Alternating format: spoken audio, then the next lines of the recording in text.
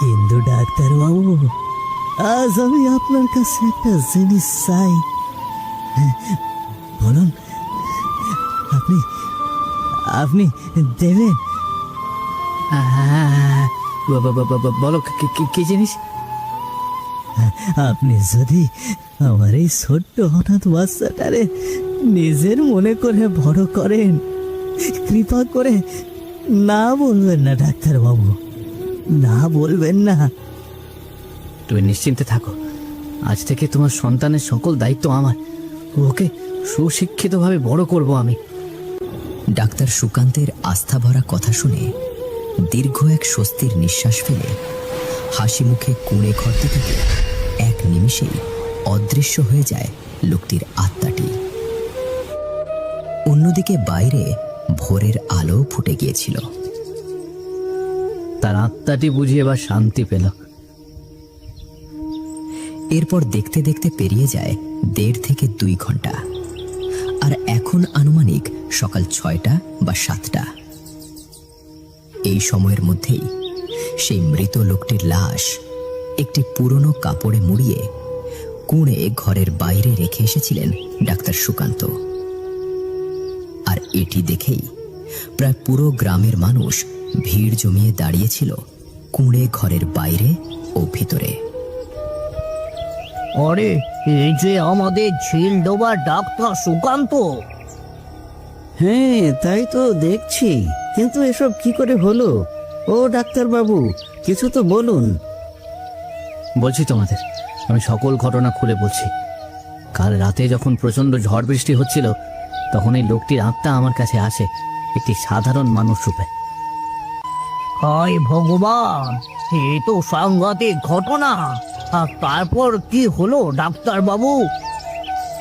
আর তারপর আমি এই ছোট্ট বাচ্চাটিকে সেবা যত্ন করতে শুরু করি। তার শরীরে তীব্র মাত্রায় জ্বর ছিল। কিভাবে সেই জ্বরটি কমানো যাবে, এটিই যেন আমার একমাত্র উদ্দেশ্য ছিল। কিন্তু এমনই সময় এরপর শিশুটির দায়িত্ব আমাকে দিয়ে স্বর্গের পথে পাড়ি জমায় সেই লোকটির আত্মা। আর এভাবেই গ্রামবাসীদের এক এক করে সকল ঘটনা খুলে বলল ডাক্তার সুকান্ত। এরপর সেই নির্মম রাত পেরিয়ে আজ প্রায় দীর্ঘ 7টি বছর কেটে গেছে। আর এরই মাঝে সেই ছোট দীপুও এখন অনেক বড় হয়েছে।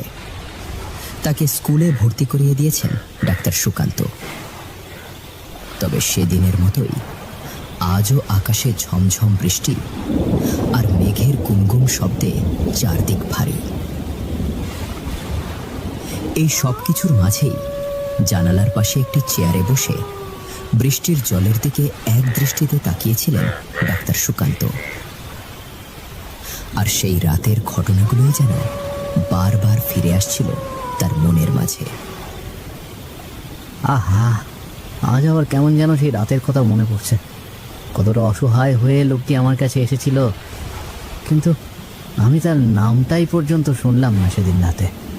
ঠিক সেই মুহূর্তে হঠাৎ পুরো ঘর আলোকিত হয়ে ওঠে, আর সেখানে আবির্ভূত হয় সেই 7 বছর আগে দেখা লোকটির আত্মা।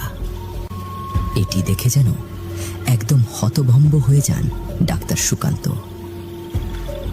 প্রণাম নেবেন ডাক্তারবাবু, আমার নাম শিব। সেদিন ভোরের আলো ফোটার কারণে আমি আপনারে আর কিছুই বলতে পারিনি।